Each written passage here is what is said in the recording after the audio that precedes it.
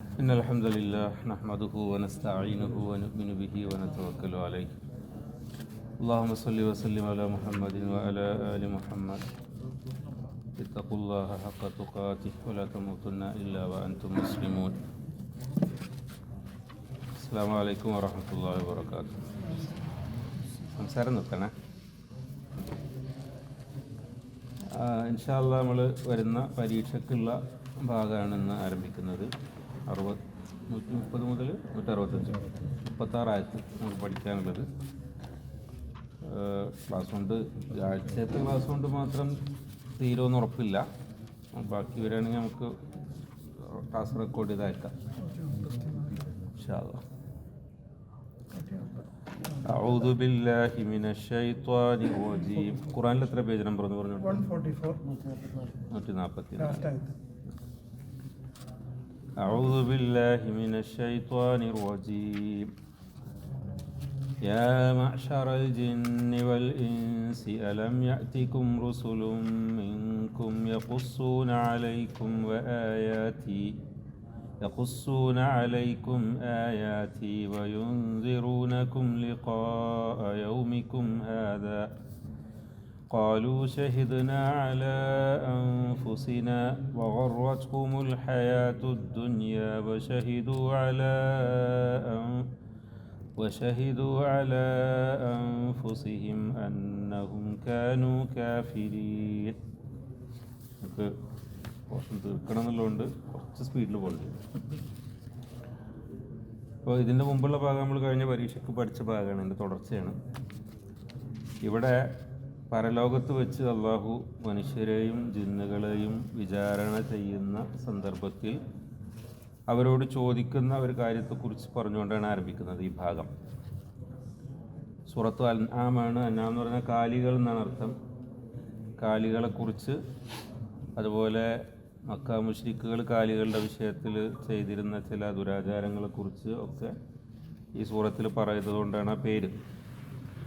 ഇവിടെ മനുഷ്യരെയും ജിന്നുകളെയും ഒരുമിച്ച് സംബോധന ചെയ്തുകൊണ്ട് അള്ളാഹു പറയാണ്, യാ മഅ്ശറ അൽ ജിന്ന്. മഅ്ശർ എന്ന് പറഞ്ഞാൽ സമൂഹം, കൂട്ടം എന്നൊക്കെ അർത്ഥം.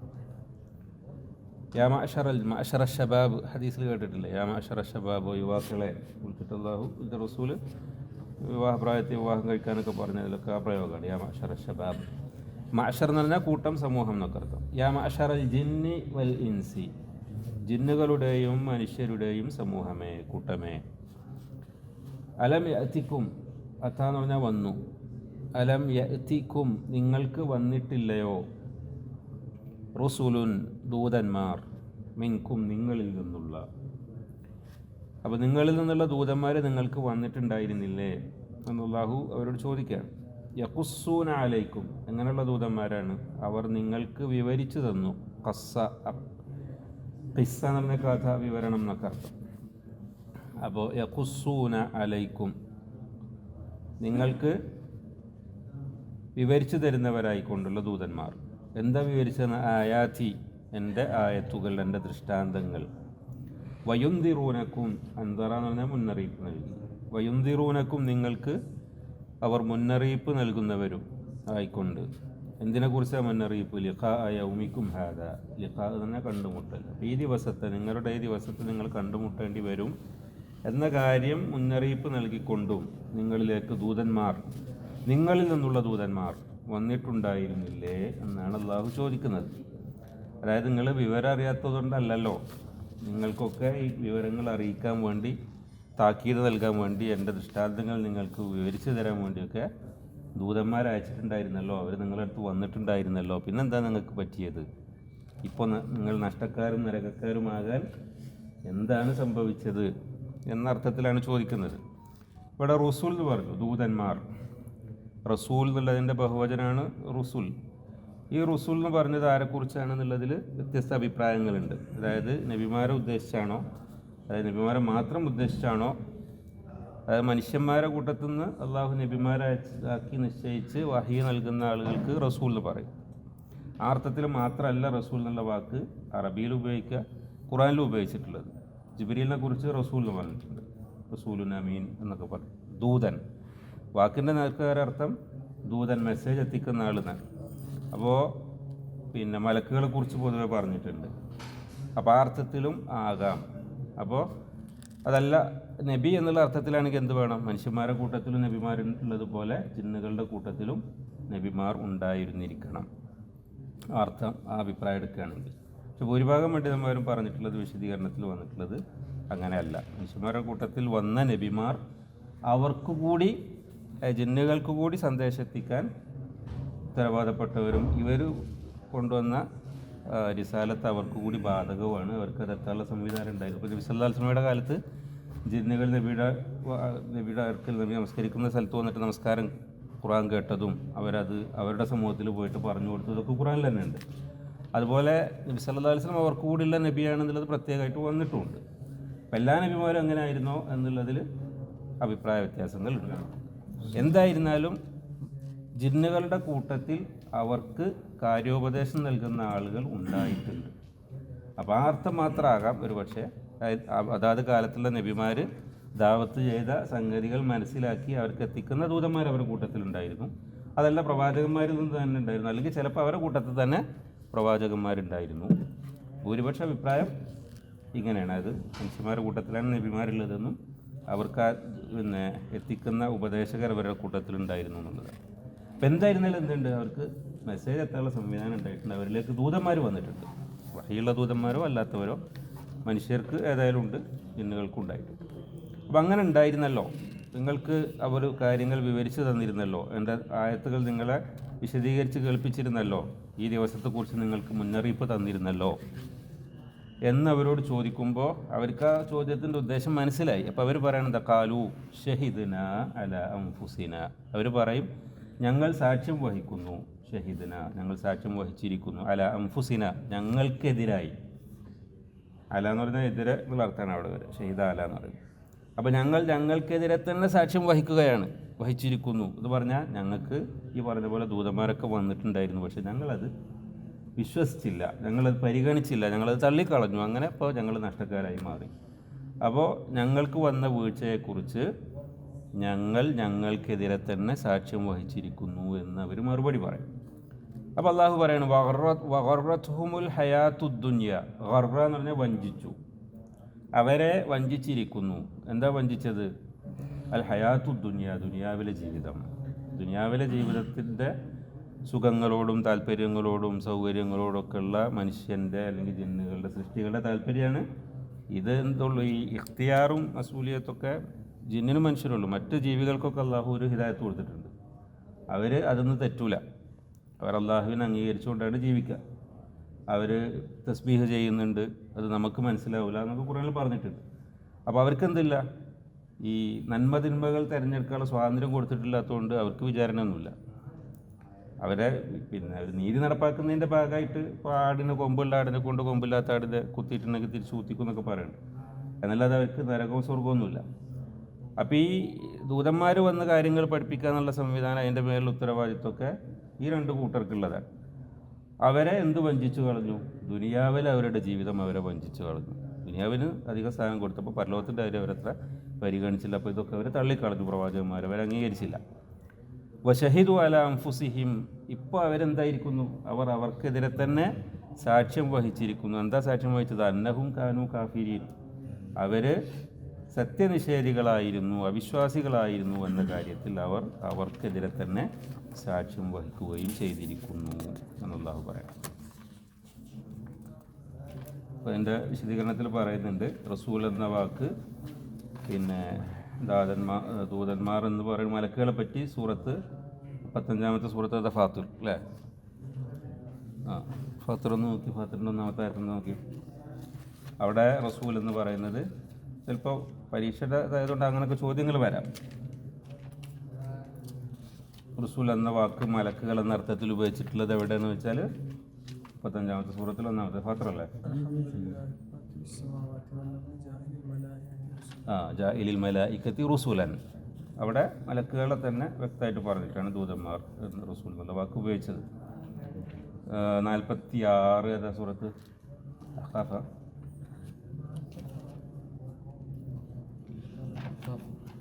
അഹ്ഖാഫ് അല്ലേ? 29-32 നോക്കിയെന്താ?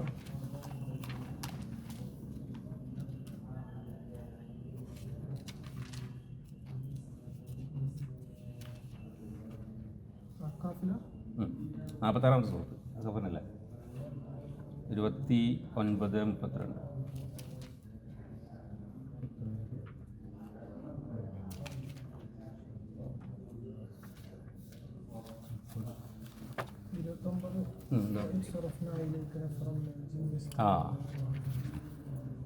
എത്ര പേജ് നമ്പർ?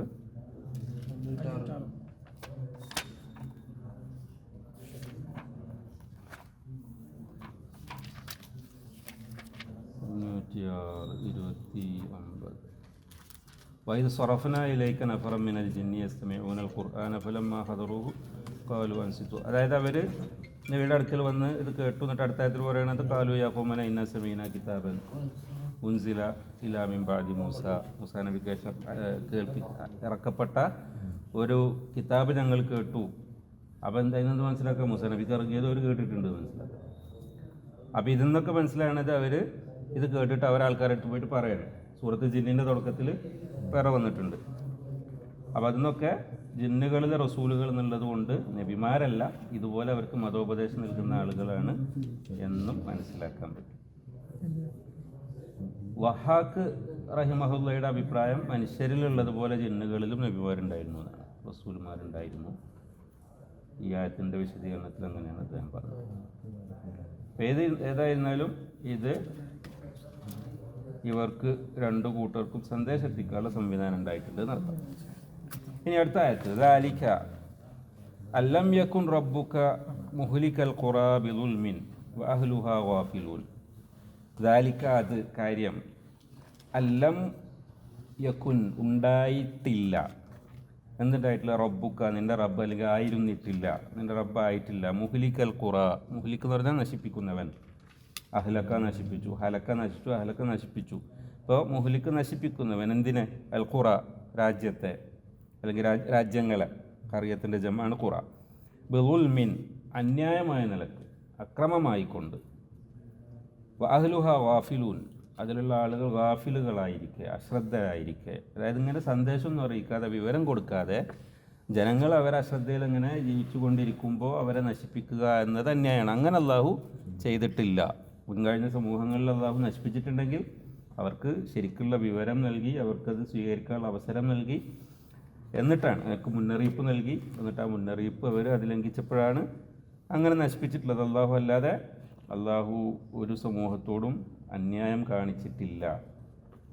അപ്പോൾ വിവരം നൽകപ്പെടാതെ ഒരു സമൂഹത്തെ നശിപ്പിക്കുക എന്നുള്ളത് അള്ളാഹുവിൻ്റെ നടപടിക്രമത്തിൽപ്പെട്ടതല്ല എന്ന് മനസ്സിലാക്കുക. വലിക്കുല്ലിൻ ദറജാത്തുൻ മിമ്മ അമിലു. വലിക്കുല്ലിൻ എല്ലാവർക്കുമുണ്ട്, ദറജാത്തുൻ ദറജകൾ, പദവികൾ, മിമ്മ അമിലു അവർ പ്രവർത്തിച്ചിരുന്നതിൽ നിന്നുള്ള, അതിനനുസരിച്ചുള്ള. അപ്പോൾ ഓരോരുത്തരും എല്ലാവർക്കും സന്ദേശം എത്തിച്ചിട്ടുണ്ട്. എന്നിട്ട് അവരതനുസരിച്ച് എന്ത് നിലപാടാണ് സ്വീകരിച്ച്, എന്താ പ്രവർത്തിച്ച, അതിനനുസരിച്ച് പദവികൾ അവർക്ക് ഉണ്ടായിരിക്കും. വമാ റബ്ബുക ബിഗാഫിലിൻ നിൻ്റെ റബ്ബ് ഗാഫിലല്ല, അശ്രദ്ധനല്ല.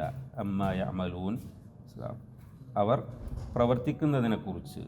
അപ്പോൾ ആൾക്കാരെന്തെങ്കിലുമൊക്കെ പ്രവർത്തിക്കുക, റബ്ബ് അതൊന്നും പരിഗണിക്കാതെ വേറെ എന്തെങ്കിലും നിലക്ക് നടപടികൾക്ക്, അങ്ങനെയല്ല.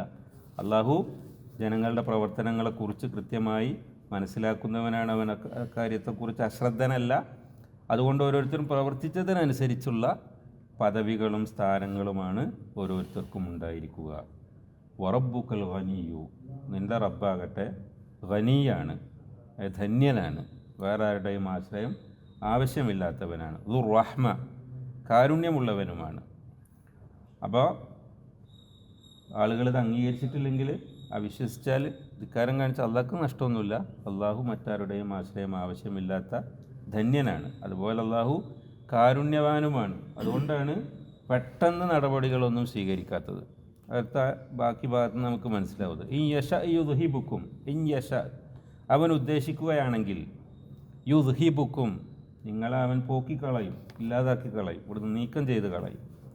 വയസ്തഖ്ലിഫ് എന്നിട്ട് അവൻ പകരം കൊണ്ടുവരും.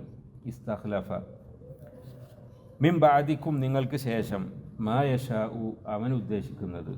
അപ്പോൾ നിങ്ങളിവിടെ നിന്ന് നീക്കം ചെയ്ത് എന്നിട്ട് നിങ്ങളുടെ സ്ഥാനത്ത് അള്ളാഹു ഉദ്ദേശിക്കുന്ന മറ്റൊരു വിഭാഗത്തെ കൊണ്ടുവരാൻ അള്ളാഹു ഉദ്ദേശിച്ചാൽ സാധിക്കും. അവൻ ഉദ്ദേശിച്ചാൽ അങ്ങനെ പ്രവർത്തിക്കുകയും ചെയ്യും. അപ്പോൾ ഇപ്പം അങ്ങനെ പെട്ടെന്ന് ചെയ്യാത്തത് എന്തുകൊണ്ടാണ്? അള്ളാഹു കാരുണ്യവാനായതുകൊണ്ടാണ്. മനുഷ്യരുടെ അക്രമങ്ങളും അവിശ്വാസവും ധിക്കാരവും ഒക്കെ ഉണ്ടായിട്ടും അള്ളാഹു പെട്ടെന്ന് ഇവിടെ വെച്ച് നടപടി സ്വീകരിക്കാത്തത് അള്ളാഹുവിൻ്റെ കാരുണ്യം കൊണ്ടാണ്. അല്ല അള്ളാഹു ഉദ്ദേശിക്കുകയാണെങ്കിൽ ഈ സമൂഹത്തെ നീക്കം ചെയ്ത് വേറൊരു സമൂഹത്തെ പകരം കൊണ്ടുവരിക എന്നുള്ളത് അള്ളാഹുവിന് ഒട്ടും പ്രയാസമുള്ള കാര്യമല്ല. കമാ അൻഷാക്കും മിൻ ദുരിയത്തി ഖൗമിൻ ആഖരീൻ, നിങ്ങളെ വേറൊരു കൗമിൽ നിന്ന്, വേറൊരു സമുദായത്തിൻ്റെ സമൂഹത്തിൻ്റെ പിന്നിൽ അവരുടെ സന്തതി പരമ്പരകളായി നിങ്ങളെ അവൻ ഉണ്ടാക്കിയതുപോലെ. ഇപ്പോൾ വേറെ മുൻകഴിഞ്ഞവരിൽ നിന്നാണല്ലോ അള്ളാഹു നമ്മളവിടെ ഉണ്ടാക്കി. ഇപ്പോൾ നമ്മൾ രണ്ടും ഒഴിവാക്കിയിട്ട് പകരം പുതിയ ആൾക്കാരെ കൊണ്ടുവരിക എന്നുള്ളത് അള്ളാഹുവിന് പ്രയാസമുള്ളതല്ല. അപ്പോൾ അള്ളാഹു അങ്ങനെ ചെയ്യാത്തത് നമ്മളോടുള്ള കാരുണ്യ നിമിത്തമാണ്. അവസരം തരികയാണ്, ഇവിടെ കുറച്ച് കഴിവുകൾ തരികയാണ്.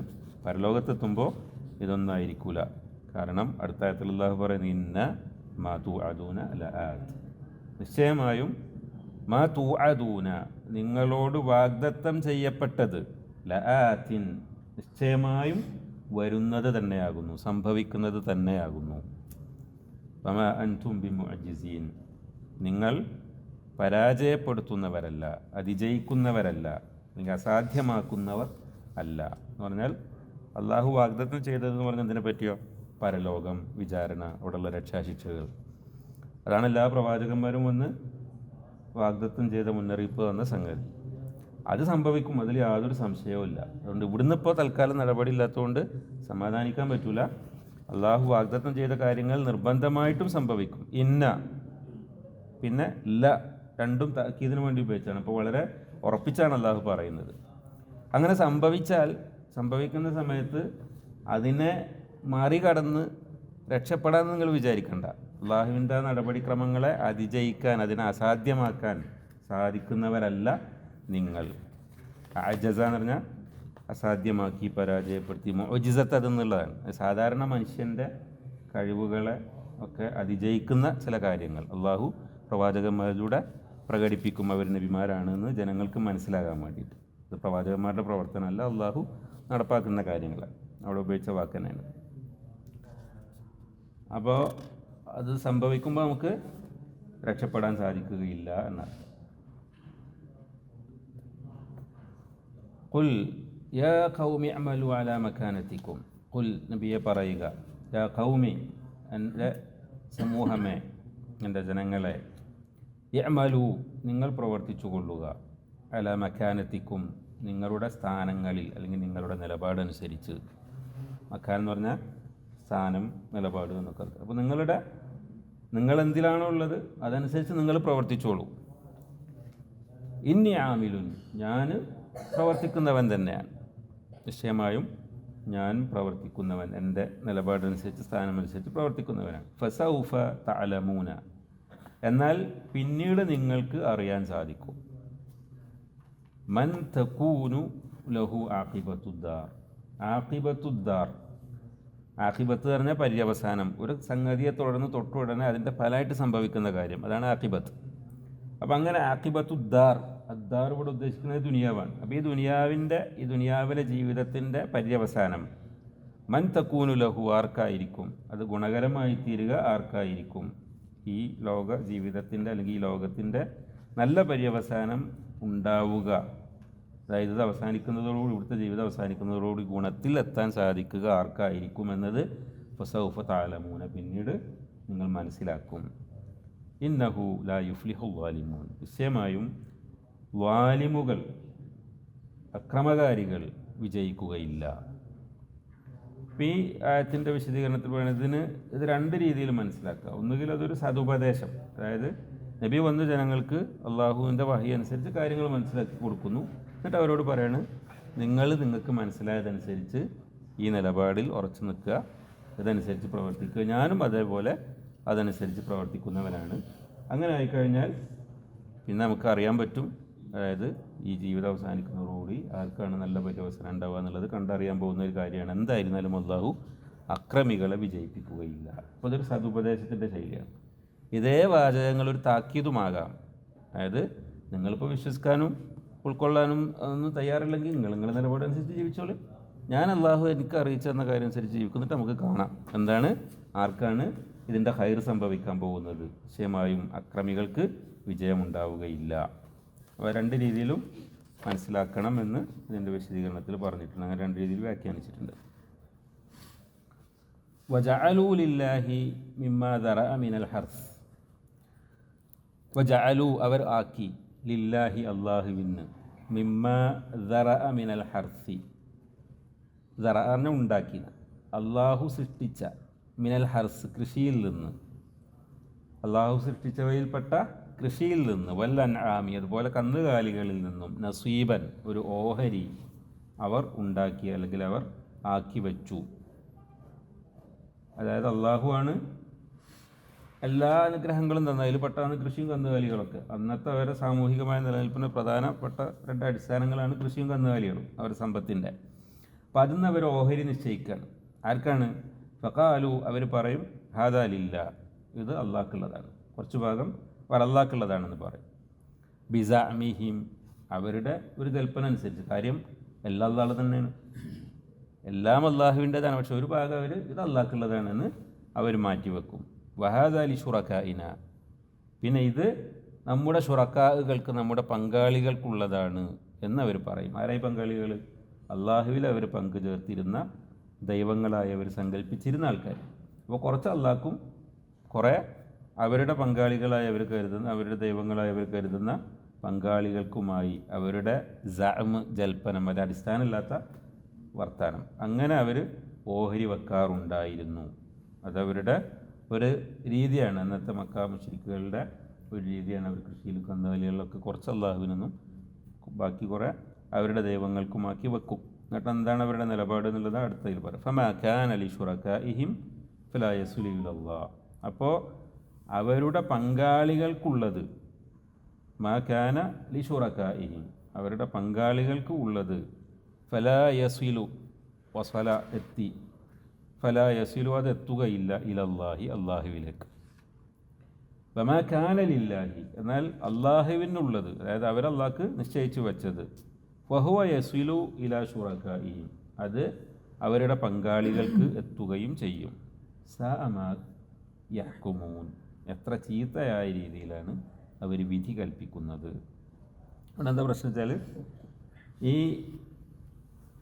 ഓഹരി നിശ്ചയിക്കുമ്പോൾ ഇതെല്ലാം അള്ളാഹുവിൻ്റേതാണ് എന്ന അനുഗ്രഹം മറന്ന് എല്ലാത്തിലും അള്ളാഹുവിൻ്റെ നിയമങ്ങളും മര്യാദകളും പാലിക്കേണ്ടതിന് പകരം അവർ അത് ഓഹരി വെച്ചു എന്നുള്ളത് തന്നെ ചീത്തയായ ഒരു കാര്യമാണ്. അള്ളാഹുവിന് അവകാശപ്പെട്ടത് അള്ളാഹുവിന് സമന്മാരെ പങ്കാളികളെ സങ്കല്പിച്ച് അവർക്ക് ഓഹരി വെക്കുക എന്നുള്ളത് തന്നെ തെറ്റാണ്, ചീത്ത കാര്യമാണ്. പിന്നെ അതിനുള്ള അവരുടെ കാരണം എന്താണ്? അവരുടെ വിശ്വാസം ഇതിലൊക്കെ ബർക്കത്തുണ്ടായത് അവർക്കും അറിയുന്നത് ഇതൊക്കെ സൃഷ്ടിക്കുന്നത് സംരക്ഷിക്കുന്നതൊക്കെ അള്ളാഹുവാണ് എന്ന് വിശ്വസിച്ചിരുന്ന ആൾക്കാർ തന്നെയാണ് അവർ. പക്ഷേ അവരുടെ ഈ ദൈവങ്ങളുടെ അനുഗ്രഹം കൊണ്ടാണ് തങ്ങൾക്ക് കിട്ടിയത്, ഇതിൽ ബർക്കത്തുണ്ടായത്. അപ്പോൾ ആ ദൈവങ്ങളുടെ പ്രീതി നഷ്ടപ്പെട്ടാൽ നമുക്കിതിലൊക്കെ നഷ്ടം പറ്റും, നാശം പറ്റുമെന്നൊക്കെയാണ് അവർ വിശ്വസിച്ചിരുന്നത്. അതുകൊണ്ട് അവർക്ക് വേണ്ടി അവരിൽപ്പെട്ട അവരുടെ വിഗ്രഹങ്ങൾക്കും ദൈവങ്ങൾക്കും വേണ്ടി ഓഹരി വെക്കുകയാണ് ചെയ്തത്. അപ്പോൾ അതിൻ്റെ വിശദീകരണത്തിൽ മനുവലി പറയേണ്ടത് ഇതേ സമ്പ്രദായം ഇപ്പോൾ നമ്മുടെ നാട്ടിലുള്ള നമ്മുടെ മുസ്ലിം സമൂഹത്തിലും പല രീതിയിൽ കാണുന്നുണ്ട്. അന്നത്തെ ഈ ജാഹിലിയ സമ്പ്രദായം നമുക്ക് അറിയാലോ, ആടിനൊക്കെ നേർച്ചയാക്കിയിട്ട് ഇന്ന ശൈഖനുള്ള ആടാണ് എന്ന് പറഞ്ഞാൽ പിന്നെ അതിനെ ആരും തൊടാൻ പാടില്ല, ആരും അതിനൊരു നിലക്ക് ഉപയോഗിക്കാൻ പാടില്ല. അതങ്ങനെ എന്നിട്ട് അതിനവർ അധികവും അതിനങ്ങനെ ഒരു പിരിവിനൊക്കെ ഉള്ള ഉപാധിയാക്കി വെക്കുകയാണ് ചെയ്യാറ്. ചിലർ പിന്നെ എന്ത് ചെയ്യും, അതിനെ ആരുടെ പേരിലാണോ നേർച്ചയാക്കി അവരുടെ പേരിൽ അറക്കും, അങ്ങനെയൊക്കെ ചെയ്യും. അതൊക്കെ ഇതിൻ്റെ ബാക്കിയാണ്, ഇതിൻ്റെ തുടർച്ചയായിട്ട് വന്നിട്ടുള്ള വിശ്വാസങ്ങൾ. ഇനി ഈ ആളുകൾ ഇങ്ങനെ മാറ്റി വെക്കുന്നതിൻ്റെ ഉപകാരം ഈ വിഗ്രഹങ്ങൾക്ക് കൊണ്ട് ആവശ്യമില്ലല്ലോ. അതിൻ്റെ ഉപകാരം എടുക്കാരാ? അവരുടെ ക്ഷേത്രങ്ങളുമായിട്ട് ബന്ധപ്പെട്ട പൂജാരികളും പുരോഹിതന്മാരും ഒക്കെയാണ് അതിൻ്റെ ഗുണം അനുഭവിക്കുക. അതുപോലെ അവരതിൽ നിന്ന് നേർച്ചയും വഴിപാടുകളൊക്കെ നടത്തുകയും ചെയ്യും. എന്നിട്ട് ഇതിലെന്തെങ്കിലും നഷ്ടം സംഭവിച്ചാൽ, അപ്പോൾ അവരവരുടെ ദൈവങ്ങൾക്ക് വേണ്ടി മാറ്റിവെച്ചതിൽ എന്തെങ്കിലും നഷ്ടം സംഭവിച്ചാൽ അവരെന്ത് ചെയ്യും? അള്ളാഹ്ക്ക് വേണ്ടി മാറ്റിവെച്ചതെന്ന് എടുത്തിട്ട് അത് നികത്തും. എന്നാൽ അള്ളാഹുവിൻ്റേതെന്ന് കണക്കാക്കിയാൽ വല്ല നാശം സംഭവിച്ചാലോ ഇതൊന്നും അതൊക്കെ അവർ ചേർക്കൂല. കാരണം അള്ളാഹു ധന്യനാണ്, അള്ളാഹുവിന് വേറെ ആരൊന്നും കിട്ടിയിട്ട് വേണ്ട, അതുകൊണ്ട് അതത്ര മതി എന്ന് ഉള്ള നിലപാട് അവർ സ്വീകരിക്കും. മറിച്ചാണെങ്കിൽ അള്ളാഹ്ക്ക് വേണ്ടി മാറ്റി വെച്ചതെന്ന് പറഞ്ഞത് അവർ ഇതിലേക്ക് മാറ്റുകയും ചെയ്യും. അതാണ് അള്ളാഹുവിൻ്റെ ഓഹരി അവരിലേക്ക് ചേരും, അവർക്ക് വെച്ച ഓഹരി അള്ളാഹുവിലേക്ക് ചേരുകയില്ല എന്ന് പറഞ്ഞതിൻ്റെ വിശദീകരണം അതാണ്. അങ്ങനെയാണ് അവർ അതിനെ കൈകാര്യം ചെയ്തിരുന്നത്. അതുപോലെ അവരതിനെ പരിപാലിക്കുന്ന വിഷയത്തിലും അങ്ങനെ തന്നെ ആയിരുന്നു. ദൈവങ്ങൾക്ക് വേണ്ടി മാറ്റിവെച്ചതിനെ ശരിക്ക് സംരക്ഷിക്കും, എന്നാൽ അള്ളാഹുവിന് വേണ്ടി മാറ്റിവെച്ചതിനെ ആ നിലക്ക് അവർ സംരക്ഷിക്കാറില്ല. അതുപോലെ കാറ്റിലൊക്കെ വല്ലതും ഇങ്ങോട്ട് കലർന്നാൽ അതെടുത്ത് തിരിച്ചങ്ങോട്ട് വെക്കും, എന്നാൽ അവിടെ നിന്ന് ഇങ്ങോട്ട് വന്നാൽ അത് തിരിച്ചു കൊടുക്കില്ല. അങ്ങനെയൊക്കെ അവരുടെ സങ്കല്പിച്ചുണ്ടാക്കിയ ദൈവങ്ങളുടെ ഭാഗത്തിന് അവർ വലിയ മുൻഗണന നൽകുകയും അള്ളാഹുവിൻ്റേതെന്ന് അവർ പറഞ്ഞ ഭാഗത്തിന് അവഗണിക്കുകയും ചെയ്തിരുന്നു. പിന്നെ കന്നുകാലികളുടെ കാര്യത്തിലാണെങ്കിൽ ഒക്കെ അള്ളാഹുവിൻ്റെതാണ്, അതുകൊണ്ട് അതിനെ നേർച്ചാക്കിയ വലിയവർക്കൊക്കെ ചെയ്യുകയാണെങ്കിൽ അള്ളാഹുടെ പേരിലേ പാടുള്ളൂ. പക്ഷേ അവരവരുടെ ദൈവങ്ങളുടെ പേരിൽ അതിനെ വഴിപാട് ചെയ്യും, നേർച്ചാക്കും, അറുക്കും. അള്ളാഹുവിൻ്റെ നാമം ഉച്ചരിക്കുന്നതിന് പകരം ആ ദൈവങ്ങളുടെ നാമം ഉച്ചരിക്കും. ഇങ്ങനെയൊക്കെ അവർ ചെയ്യാറുണ്ട്. പിന്നെ അതുപോലെ അവർ ഈ ദൈവങ്ങൾക്ക് വേണ്ടി ചില മൃഗങ്ങളെ പ്രത്യേകമായിട്ട് നേരാറുണ്ട്. അതിൻ്റെ പേരുകൾ സൂറത്ത് മാഇദയിൽ വന്നിട്ടുള്ള പേരുകൾ ഇവിടെ പരാമർശിച്ചിട്ടുണ്ട്. അത് ചോദ്യമായിട്ട് വരാൻ സാധ്യതയുണ്ട്. ബഹീറത്ത്, സായിബത്ത്, ഹാമ്, വസീലത്ത് ഇതൊന്നുമില്ല. അതായത് ഇങ്ങനെയൊന്നും അള്ളാഹു പഠിപ്പിച്ചിട്ടില്ല എന്നുള്ളത് സൂറത്ത് മാഇദയിലെ 106-ാമത്തെ ആയത്തിൽ പറഞ്ഞിട്ടുണ്ട്. അപ്പോൾ അതൊക്കെ അവരുടെ സമ്പ്രദായങ്ങളായിരുന്നു, ദൈവങ്ങളുടെ പേരിൽ മൃഗങ്ങളെ നേർച്ചയാക്കുക, അവർക്ക് വേണ്ടി ബലിയെറുക്കുക എന്നുള്ളതൊക്കെ. അപ്പോൾ ഈ കാര്യങ്ങളൊക്കെ എന്താണ്, ചീത്തമായ നിലപാടാണ്. അതാണ് സഅമായ കുമൂൻ, അവർ വിധി കൽപ്പിക്കുന്നത് എത്ര ചീത്ത എന്ന് പറഞ്ഞു. വകദാലിക സയ്യന ലികസീരിൻ മിനൽ മുശ്രിക്കീന ഖത്ല ഔലാദിഹിം ശുറകാഉഹും ലിയുർദൂഹും വലിയൽബിസു അലൈഹിം ദീനഹും. അതുപോലെ അവരുടെ ഉണ്ടായിരുന്ന ഒരു സമ്പ്രദായമാണ് മക്കളെ ബലിയെറുക്കുക എന്നുള്ളത്. മക്കളെ കൊന്നുകളയുക. അത് രണ്ട് രീതിയിൽ. പെൺകുട്ടികളെ അപമാനം പേടിച്ചിട്ട് ജീവനോടെ അവർ കുഴിച്ചു മൂടാറുണ്ടായിരുന്നു. അതുപോലെ ആൺകുട്ടികളെ അവരുടെ ദൈവങ്ങൾക്ക് വേണ്ടി ബലിയെറുക്കാറുണ്ടായിരുന്നു. അപ്പം കദാലിക അപ്രകാരം തന്നെ സയ്യന ഭംഗിയാക്കിയിരിക്കുന്നു ലികസീരി മിനൽ മുശ്രിക്കീന മുശ്രിക്കുകളിൽപ്പെട്ട അധികം ആളുകൾക്കും. ഇതന്ന് അറബി ജാഹിലിയ കാലത്ത് അവർക്കിടെ ഉണ്ടായിരുന്ന സമ്പ്രദായം. ഇപ്പോഴും ഈ ആധുനിക കാലത്തും നമ്മുടെ നാട്ടിലൊക്കെ ഇത് നടക്കുന്നുണ്ട്. അവർക്ക് വല്ല ഐശ്വര്യം ഉണ്ടാകാൻ അല്ലെങ്കിൽ വല്ല നാശവും നീങ്ങിപ്പോകാൻ സ്വന്തം മക്കളെ വരെ ബലി കൊടുക്കുന്ന എത്രയോ സംഭവങ്ങൾ നമ്മളിപ്പോൾ കേൾക്കാറുണ്ട്.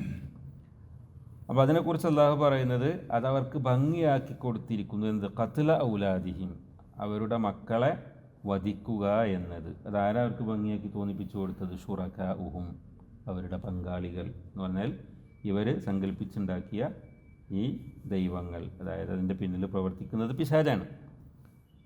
അല്ലാണ്ട് ഈ കല്ലും മരമൊക്കെ ഇപ്പോൾ അവരോട് വന്നിട്ട് പറഞ്ഞു എന്നല്ല. അതിനൊക്കെ അവർ പ്രേരിപ്പിച്ച പിശാചൻ എന്ത് ചെയ്യും? അവരെ ഇത്തരം കാര്യങ്ങൾ ചെയ്യാനും പ്രേരിപ്പിക്കും. എന്തിനാണതിൽ? യുർദൂഹും, അവരെ നാശത്തിലകപ്പെടുത്താൻ. വലിയൽബിസു അലൈഹിം ദീനഹും, അവരുടെ മതത്തിൻ്റെ വിഷയത്തിൽ അവർക്ക് അതിൽ കൂട്ടിക്കലർത്താൻ, അല്ലെങ്കിൽ തെൽബീസ്, ആശയക്കുഴപ്പമുണ്ടാകുക, ശരിയും തെറ്റൊക്കെ കൂടിക്കുഴയുക. അതിനാണ് തെൽബീസ് എന്ന് പറയുന്നത്. അപ്പോൾ അവരുടെ മതത്തിൽ അവർക്കത് വ്യക്തമായി മനസ്സിലാക്കാൻ സാധിക്കാത്ത നിലക്ക് അതിനെ കൂട്ടിക്കലർത്താനും വേണ്ടി ഇത്തരം കാര്യങ്ങളെ അവരുടെ പങ്കാളികൾ, അതായത് അവരുടെ ദൈവസങ്കല്പങ്ങൾ, അതിൻ്റെ പിന്നിൽ പ്രവർത്തിക്കുന്ന പിശാചുക്കൾ, അതവർക്ക് ഭംഗിയാക്കി കാണിച്ചു കൊടുത്തിരിക്കുന്നു. വലൗ ഷാ അല്ലാഹു, അള്ളാഹു ഉദ്ദേശിക്കുകയായിരുന്നുവെങ്കിൽ മാ ഫഅലൂഹു, അവർ അപ്രകാരം ചെയ്യുമായിരുന്നില്ല. ഫദർഹും, അതുകൊണ്ട് നബിയെ അവരെ നീ വിട്ടേക്കുക. വമാ യഫ്തറൂൻ, അവർ കെട്ടിച്ചമച്ചുണ്ടാക്കുന്നതിനെയും. അതിൻ്റെ പിന്നാലെ അതത്ര കാര്യമായിട്ടെടുക്കേണ്ടവരെ വിട്ടുകളയുക എന്ന് നബിയോട് അള്ളാഹു പറയാം. ഇത് ഇപ്പോൾ അവരുടെ ഇടയിലുണ്ടായിരുന്ന കാര്യങ്ങളെക്കുറിച്ചാണ്. ദാരിദ്ര്യം, അപമാനം, പ്രാരാബ്ദം, യുദ്ധകാലത്തുണ്ടാകുന്ന ശല്യം തുടങ്ങിയവയെ ഭയന്ന് സ്വന്തം പെൺകുട്ടികളെ വധിക്കുക, അല്ലെങ്കിൽ ജീവനോടെ കുഴിച്ചു മൂടുക. അതുപോലെ ആൺകുഞ്ഞുങ്ങളെ വിഗ്രഹങ്ങൾക്ക് വേണ്ടി ബലിയർപ്പിക്കുക. ഇക്കാലത്തും ചിലരങ്ങനെ ചെയ്യുന്നുണ്ടെന്ന് പറഞ്ഞു. ഇതൊക്കെ അവർ ചെയ്തിരുന്നു. പെൺകുട്ടികളെ കൊല്ലുന്നതിനെ പറ്റിയാണ് കൃത്യമായിട്ട് ഖുർആനിൽ പറഞ്ഞിട്ടുള്ളത്. അവർ പരലോകത്ത് വിചാരണ സമയത്ത് അവർ ചോദിക്കുന്നില്ല, ബി ഐ ദംബിൻ ഖുതിലത്ത്, എന്തൊരു തെറ്റിൻ്റെ പേരിലാണ് നീ കൊല്ലപ്പെട്ടത് എന്ന് ആ ചെറുപ്പത്തിൽ പിന്നെ വധിക്കപ്പെട്ട ചെറിയ കുഞ്ഞുങ്ങളോട് അള്ളാഹു ചോദിക്കുമെന്ന് പറയുന്നുണ്ട്. അതുപോലെ സന്തോഷ വാർത്ത അറിയിക്കപ്പെട്ടാൽ, അതായത് പിന്നെ കുട്ടി ഉണ്ടായെന്നുള്ള സന്തോഷ വാർത്ത അറിയിക്കപ്പെട്ട പെൺകുട്ടിയാണെങ്കിൽ അപമാനപര നിമിത്തം അവരുടെ മുഖവിരുളുകയും അങ്ങനെ അവർ കുഞ്ഞുങ്ങളെ കൊല്ലുകയും ഒക്കെ ചെയ്തിരുന്നു എന്നുള്ളതും ഖുർആനിൽ പരാമർശിച്ചിട്ടുണ്ട്. പിന്നെ അത് പെൺകുട്ടികളെയാണെന്നുള്ളപ്പോൾ ആരുടെ കാര്യത്തിലാണോ അവർ അപമാനം ആയി മനസ്സിലാക്കിയിരുന്നത് അവരെ അള്ളാഹുവിലേക്ക് അവർ ചേർത്ത് പറഞ്ഞു. അതായത് മലക്കുകളല്ലാതെ പെൺകുട്ടികളാണെന്ന് ഇവരെന്നെ പറയാറുണ്ട്. അവർക്ക് പെൺകുട്ടികളുണ്ടാകുന്നത് അവർക്കൊട്ട് ഇഷ്ടമല്ല, അത് അപമാനമായിട്ട് കരുതും. എന്നിട്ട് അള്ളാഹുവിന് പെൺകുട്ടികളുണ്ട്, മലക്കുകളല്ലാതെ പെൺകുട്ടികളാണെന്ന് അവർ പറയുകയും ചെയ്തിരുന്നു. അതിനെക്കുറിച്ചും ഖുർആൻ സൂചിപ്പിച്ചിട്ടുണ്ട്. അപ്പോൾ വ്യക്തമായി പെൺകുട്ടികളെ കൊല്ലുന്നതിനെ കുറിച്ചാണ് പറഞ്ഞിട്ടുള്ളത്. പിന്നെ അതല്ലാത്ത സംഭവങ്ങൾ ഉണ്ടായിരുന്നു എന്നുള്ള ഹദീസിൽ നിന്നൊക്കെ മനസ്സിലാക്കാൻ പറ്റും. ഇപ്പോൾ പിന്നെ ചരിത്രത്തിൽ മനസ്സിലാക്കും. ഇപ്പോൾ നബി സല്ലല്ലാഹു അലൈഹി വസല്ലമയുടെ പിതാവിനെ അബ്ദുള്ളയെ ബലിയെറുക്കാൻ വേണ്ടി പിന്നെ അബ്ദുൽ മുത്തലിബ് നേർച്ചയാക്കിയിരുന്നത്. ഒരു മകനെ ബലിയെറുക്കാന്ന് പറഞ്ഞ് നറുക്കിട്ടപ്പോൾ അദ്ദേഹത്തിനാണ് കിട്ടിയത്. അപ്പോൾ എല്ലാവരും കുടുംബക്കാരൊക്കെ അതിനെതിരെ പറഞ്ഞപ്പോൾ അതിന് പകരം 100 ഒട്ടകത്തെ ഇറക്കുകയാണ് ചെയ്തത്. അപ്പോൾ അങ്ങനെ ബലിയെറുക്കുന്ന സമ്പ്രദായമൊക്കെ ആ കാലത്തും ഉണ്ടായിരുന്നു എന്നാണ് മനസ്സിലാകുന്നത്. അപ്പോൾ സ്വന്തം മക്കളെ, അതും വളരെ പിഞ്ചു കുഞ്ഞുങ്ങളെ ഇങ്ങനെ കൊല്ലുക എന്ന് പറഞ്ഞാൽ ഒരു ദയയില്ലാത്ത, ഒരു മനുഷ്യത്വം ഇല്ലാത്ത ഈ പ്രവർത്തനം, അത് ചെയ്യാൻ അവർക്ക് പ്രേരണ നൽകുന്നത് പിശാചുക്കളുടെ ദുർബോധനങ്ങളും പുരോഹിത വർഗത്തിൻ്റെ നിയമനിർമ്മാണങ്ങളുമാണ്. അത് ഉദ്ദേശിച്ചിട്ടാണ് ഇവിടെ, അവരെക്കുറിച്ചാണ് ഇവിടെ പങ്കാളികൾ എന്ന് പറഞ്ഞത്. അത് മതത്തിൻ്റെ വിഷയത്തിൽ അവർ നിയമം ഉണ്ടാക്കാൻ അധികാരമുള്ളവരായി കാണുന്ന പുരോഹിതന്മാർ, അതുപോലെ തന്നെ അവർക്കതിന് ദുർബോധനം നൽകുന്ന പിശാചുക്കൾ, അവരെയാണ് ഇവിടെ ശുറക്കാ എന്ന് ഉദ്ദേശിച്ചിട്ടുള്ളത്. അത് പിന്നെ ജൂത ക്രിസ്ത്യാനികളെ കുറിച്ച് പറഞ്ഞപ്പോൾ പുരോഹിതന്മാരെയും പാതിരിമാരെയും അവർ റബ്ബുകളാക്കി എന്ന് ഖുർആൻ പറഞ്ഞു. എന്താ അവരെ റബ്ബാക്കുക എന്ന് പറഞ്ഞാൽ, ഒരു കാര്യം ഹലാലാണെന്ന് അവർ പറഞ്ഞാൽ ഹലാലായി, ഹറാമാണെന്ന് പറഞ്ഞാൽ ഹറാമായി. എന്താണ് ദീനിലെ നിയമം എന്ന് അവർ പറഞ്ഞാൽ അത് ദീനിലെ നിയമമായിട്ട് അവർ അംഗീകരിക്കും. അപ്പോൾ ഇവിടെ തന്നെയാണ് കുട്ടിനെ കൊല്ലുന്നത് നല്ലതാണെന്ന് അവരെ പുരോഹിതന്മാർ പറയുമ്പോൾ അതിനവർ മതനിയമമായിട്ട് അംഗീകരിക്കുകയാണ്, അവരെ റബ്ബാക്കലാണ്. അതുകൊണ്ടാണ് അവിടെ അവരെക്കുറിച്ച് ശുറക്കാഉകൾ എന്ന് പറഞ്ഞിട്ടുള്ളത്. അങ്ങനെ അവർക്ക് ദുനിയാവിൽ നാശം ഉണ്ടാകും, മക്കൾ നഷ്ടപ്പെടുക എന്നുള്ളത് വലിയ നാശമല്ലേ. അതോടൊപ്പം അവരുടെ മതത്തിൽ അവർ പരാജയപ്പെടുകയും ചെയ്യും. അതാണ് ലി ഉർദൂഹും വലിയൽബിസു അലൈഹിം ദീനഹും, അവരെ നാശത്തിലകപ്പെടുത്താനും അവരുടെ മതം അവർക്ക് തിരിച്ചറിയാത്ത നിലക്ക് കൂട്ടിക്കലർത്താനും എന്ന് പറഞ്ഞത്. ഇപ്പോൾ ഇവർ അങ്ങനെയൊന്നും ചെയ്യാൻ പാടില്ല എന്ന് അള്ളാഹു തീരുമാനിക്കുകയാണെങ്കിൽ അവർക്കത് ചെയ്യാൻ കഴിയില്ല. അതിൻ്റെ അർത്ഥം അള്ളാഹ് അവരെ കൊണ്ട് ചെയ്യിപ്പിച്ചു എന്നല്ല, മറിച്ച് അവരങ്ങനെ ചെയ്യുന്നതിന് അവർക്ക് സ്വാതന്ത്ര്യമുണ്ട്.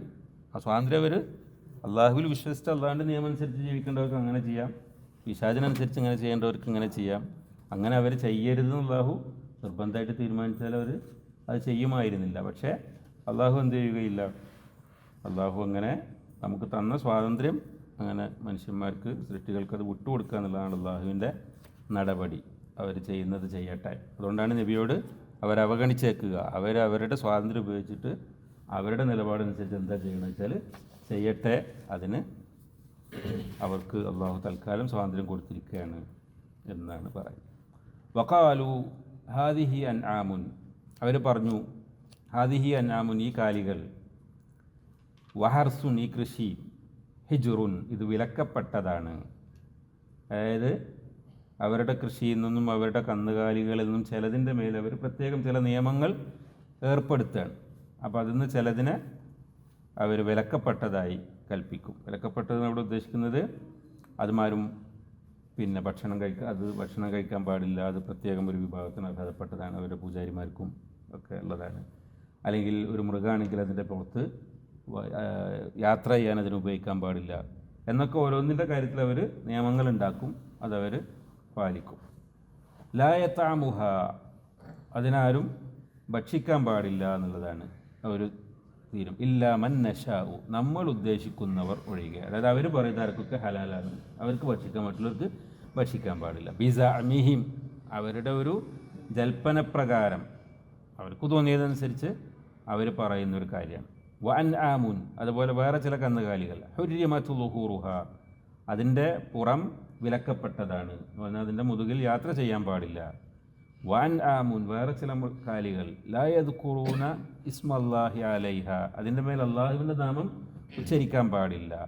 ഇഫ്തിറാഅൻ അലൈഹി, ഇതൊക്കെ അള്ളാഹുടെ പേരിൽ അവർ കെട്ടിച്ചമച്ച് പറയാം. അപ്പോൾ ചില മൃഗങ്ങളെ അവർ പ്രത്യേകക്കാർക്ക് മാത്രമാക്കി അത് യാത്ര ചെയ്യാൻ ഉപയോഗിക്കുന്നത് മറ്റുള്ളവർക്ക് അവർ വിലക്കി. അതുപോലെ അവരുടെ കൃഷിയിൽ നിന്ന് ചിലത് മറ്റുള്ളവർക്ക് വിലക്കി. അതുപോലെ ചില മൃഗങ്ങളുടെ പേരിൽ അള്ളാഹുവിൻ്റെ നാമം ഉച്ചരിക്കുന്നതിനെ അവർ വിലക്കി. അതായത് അത് രണ്ട് രീതിയിൽ പറയണം. ഇതിൻ്റെ പുറത്ത് യാത്ര ചെയ്യുമ്പോൾ അള്ളാഹുവിൻ്റെ പേര് പറയാൻ പാടില്ല, അല്ലെങ്കിൽ അതിനെ അറുക്കുമ്പോൾ അള്ളാഹുവിൻ്റെ പേരിലല്ല ഈ പറഞ്ഞ ദൈവങ്ങളുടെ പേരിൽ അറക്കണം എന്നൊക്കെ അവർ നിയമങ്ങളുണ്ടാക്കി. ഇതൊക്കെ അവർ കെട്ടിച്ചമച്ചുണ്ടാക്കിയതാണ്. സയജുസീഹിം, അള്ളാഹു അവർക്ക് പ്രതിഫലം നൽകുന്നതാണ്. ബിമാ കാനു യഫ്തറൂൻ, അവർ കെട്ടിച്ചമച്ചുണ്ടാക്കിയ കാര്യങ്ങൾ എന്താണോ അതിനുള്ള പ്രതിഫലം അള്ളാഹു പിന്നീട് അവർക്ക് നൽകുന്നതാണ്. അപ്പോൾ അവർ അവരുടെ ഇഷ്ടത്തിന് അള്ളാഹുവിൻ്റെ പേരിൽ പലതും മതനിയമം പോലെ പറഞ്ഞുണ്ടാക്കി നടപ്പാക്കിയിരുന്നത്, അതിനൊക്കെ അള്ളാഹു അവർക്ക് പിന്നീട് അതിനനുസരിച്ച പ്രതിഫലം നൽകുന്നതാണ്. സമയം വൈകുണ്ടോ? ഉണ്ടാത്തൂടി പറഞ്ഞാലോ. വഖാലു, അവർ പറഞ്ഞു, മാഫി ബുത്തൂനി ഹാദിഹിൽ അൻആം, ഈ മൃഗങ്ങളുടെ വയറ്റിലുള്ളത്, ബുത്തൂൻ ബത്വൻ എന്നുള്ളതിൻ്റെ ജംഅ ബുത്തൂൻ, വയറുകൾ, ഖാലിസത്തുൻ ലിദുക്കൂരിന, ഖാലിസത്ത് തന്നെ പ്രത്യേകമായത്, ലിദുക്കൂരിന നമ്മുടെ കൂട്ടത്തിൽ ആണുങ്ങൾക്ക്, വ മുഹറമുൻ അലാ അസ്വാജിന, നമ്മുടെ ഭാര്യമാർക്കത് മുഹറമാണ്, നിഷിദ്ധമാണ്. അപ്പോൾ അവർ കണക്കാക്കുകയാണ്, അവരെ ചില കാലികൾക്ക് ഗർഭം ഉണ്ടാകുമ്പോൾ അത് പ്രസവിക്കുകയാണെങ്കിൽ, ജീവനോട് പ്രസവിച്ചാൽ അത് ആണുങ്ങൾക്ക് മാത്രമുള്ളതാണ്. അതിന്ന് ഭക്ഷണം കഴിക്കലും അതിൻ്റെ പാല് കുടിക്കലൊക്കെ ആണുങ്ങൾക്ക് മാത്രമേ പാടുള്ളൂ, പെണ്ണുങ്ങൾക്ക് അത് ഹറാമാണ് എന്നവർ കണക്കാക്കി. വഇൻ യകുൻ മൈതതൻ, ഇനി അത് ജനിക്കുമ്പോൾ അതിന് ജീവനില്ലെങ്കിലോ ചത്തതാണെങ്കിലോ, ഫഹും ഫീഹി ഷുറക്ക, അപ്പോൾ അവരെല്ലാവരും അതിൽ പങ്കുകാരാവും. ചത്തനെ തിന്നാൻ അവർ പെണ്ണുങ്ങൾക്കും തിന്നാം, ആണുങ്ങൾക്ക് മാത്രമല്ല. ഇതൊക്കെ അവരുണ്ടാക്കുന്ന നിയമമാണ്. ഇങ്ങനെയൊക്കെ അവർ നിയമങ്ങളുണ്ടാക്കി. സയജ്സീഹിം വസ്ഫഹും, വസ്ഫ് എന്ന് പറഞ്ഞാൽ വിശേഷണം, വിവരണം എന്നൊക്കെ. അവരുടെ ഈ വിവരണത്തിന് അവർക്ക് അല്ലാഹു വഴിയെ പ്രതിഫലം നൽകും. ഇന്നഹു ഹക്കീമുൻ അലീം, നിശ്ചയമായും അവൻ അഗാധജ്ഞനാണ്, യുക്തിജ്ഞനാണ്, അതുപോലെ എല്ലാം അറിയുന്ന സർവജ്ഞനാണ്. ഖദ് ഖസിറല്ലദീന ഖതലു ഔലാദഹും, ഖസിറ എന്ന് പറഞ്ഞാൽ നഷ്ടകാരികളായി, അല്ലദീന ഖതലു ഔലാദഹും, തങ്ങളുടെ സന്താനങ്ങളെ വധിച്ചു കളഞ്ഞവർ, സഫഹൻ, വിഡ്ഢിത്തം നിമിത്തം, ദോഷത്തം നിമിത്തം, ബിഗൈരി ഇൽമിൻ, ഒരറിവും കൂടാതെ. അപ്പം ഇതിൻ്റെ കുറിച്ചുള്ള ശരിയായ ഒരു വിവരം ഉണ്ടായിട്ടോ അതിൻ്റെ യാഥാർത്ഥ്യം മനസ്സിലാക്കിയിട്ടോ ഒന്നുമല്ല പുരോഹിതന്മാർ പറഞ്ഞു, അതനുസരിച്ച് അതന്നെ ദീനെന്ന് വിചാരിച്ചിട്ട് അങ്ങനെ വിഡ്ഢിത്തം പ്രവർത്തിച്ചുകൊണ്ട് മക്കളെ കൊന്നുകളഞ്ഞ ആളുകൾ അവരെന്തായി? അവർ നഷ്ടത്തിൽ പെട്ടുപോയി. വഹറമു മാ റസഖഹുമുല്ലാഹു, അതുപോലെ തന്നെ അള്ളാഹു അവർക്ക് നൽകിയതിനെ നിഷിദ്ധമാക്കുകയും ചെയ്ത ആളുകൾ. അള്ളാഹു കൊടുത്ത മക്കളെ അവർ വിഡ്ഢിത്തം കാണിച്ചുകൊണ്ട്, അറിവില്ലാതെ, ശരിയായ യാഥാർത്ഥ്യം മനസ്സിലാക്കാതെ പുരോഹിതന്മാരനുസരിച്ച് കൊന്നുകളഞ്ഞു. അതുപോലെ അള്ളാഹു അവർക്ക് നൽകിയ മറ്റ് അനുഗ്രഹങ്ങളെ അവരുടെ മേൽ തന്നെ ഹറാമാക്കി. ഇപ്പോൾ ഈ പറഞ്ഞ പോലെ ചിലർക്ക് പറ്റും ചിലർക്ക് പറ്റില്ല എന്നൊക്കെ പറഞ്ഞിട്ട് അങ്ങനെ ഹറാമാക്കി. ഇങ്ങനെയൊക്കെ ചെയ്ത ആളുകൾ ഇഫ്തിറാഅൻ അലല്ലാഹി, ഇതൊക്കെ അവർ ചെയ്യുന്ന അള്ളാഹുവിൻ്റെ മേൽ കെട്ടിച്ചമച്ചുകൊണ്ടാണ്. അങ്ങനെയൊക്കെ ചെയ്ത ആളുകൾ നഷ്ടപ്പെട്ടു പോയിരിക്കുന്നു, നഷ്ടം പറ്റിയവരായിരിക്കുന്നു. ഖദ് ളല്ലു, തീർച്ചയായും അവർ വഴിപഴച്ചിരിക്കുന്നു. വമാ കാനൂ മുഹ്തദീൻ, അവർ സന്മാർഗം പ്രാപിച്ചവർ ആയിരുന്നില്ല. ഈ ആയത്തുകളിലൊക്കെ അന്ന് മക്ക മുശ്രിക്കുകളുടെ ഇടയിലുണ്ടായിരുന്ന കുറേ ദുരാചാരങ്ങൾ, ദുഷിച്ച സമ്പ്രദായങ്ങളെയാണ് വിവരിക്കുന്നത്. അതൊന്ന് ഇവിടെ വിശദമായിട്ട് പറഞ്ഞിട്ടുണ്ട്, അതൊന്ന് പറഞ്ഞ് നമുക്ക് നിർത്താം. ഒന്ന്, പൊതു ഉപയോഗം തടയുക. എന്നിട്ട് തങ്ങൾ ഉദ്ദേശിക്കുന്ന ചില ആളുകൾക്ക് എന്ന് ഭക്ഷിക്കാൻ പാടുള്ളൂ, അല്ലാത്തവർക്ക് ഭക്ഷിക്കാൻ പാടില്ല എന്ന് നിശ്ചയിച്ചുകൊണ്ട് കൃഷിയിൽ നിന്നും കാലികളിൽ നിന്നും ഒരു മാറ്റി വെക്കണം. എന്തിനാ? അവരെ ദൈവങ്ങൾക്ക് വഴിപാടാക്കി വെക്കുക. അപ്പോൾ ആ ദൈവങ്ങൾക്ക് വഴിപാടാക്കിയത് ഞങ്ങൾ ഉദ്ദേശിക്കുന്നവർക്ക് ഉപയോഗിക്കുക എന്ന് പറയുന്നത് അവരുടെ പൂജാരികൾക്കും പുരോഹിതന്മാർക്കുമാണ്. മറ്റുള്ളവർക്കൊന്നും അത് ഭക്ഷിക്കാൻ പാടില്ല. അതുപോലെ പുറത്ത് കയറി സവാരി ചെയ്യാൻ പാടില്ല എന്ന് പറഞ്ഞുകൊണ്ട് കാലികളെ ദൈവങ്ങൾക്ക് വഴിപാടാക്കുക. ഇപ്പോൾ നമ്മുടെ നാട്ടിൽ ഇപ്പോഴും അടുത്ത കാലം വരെ നമ്മൾ അങ്ങാടിയിലൊക്കെ കാണുന്നതാണ്, ഇപ്പോഴും ഉണ്ടാവും. അതൊക്കെ ബഹീറത്ത് സാഹിബത്ത് എന്നുള്ളതൊക്കെ ഇതിൽ പെട്ടതാണ്. അതായത് ദൈവങ്ങൾക്ക് വഴിപാടായി യാത്ര മുടക്കിക്കൊണ്ട് വഴിപാടാക്കി, അത് രണ്ട് പേരുകൾ ഇതിൻ്റെ കൂടെ മനസ്സിലാക്കി വെക്കുക, ബഹീറത്ത് സാഹിബത്ത്. പിന്നെ അള്ളാഹുവിൻ്റെ നാമം അതിന് വിലക്കി എന്ന് പറഞ്ഞാൽ അത് ഞാൻ നേരത്തെ പറഞ്ഞ തന്നെയാണ്.